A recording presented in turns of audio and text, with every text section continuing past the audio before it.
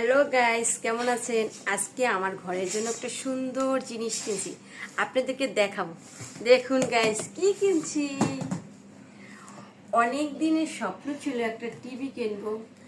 খুব ছোট পরিমাণে হলো, অল্প টাকার হলো, আমি অনেক খুশি। আর এই টিভিটা অবশ্য আমার মা এবং বাবা গিফট করছে আমাদের ছেলেদেরকে, মানে আমার ছেলেদেরকে, দুইটা ছেলের জন্য এই টিভিটা গিফট করছে।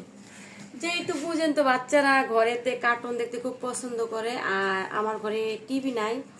তো এই কারণে আমার বাবা মা আমাকে এই টিভিটা কিনে দিছে, আমার তানজিম এবং তানভীরে।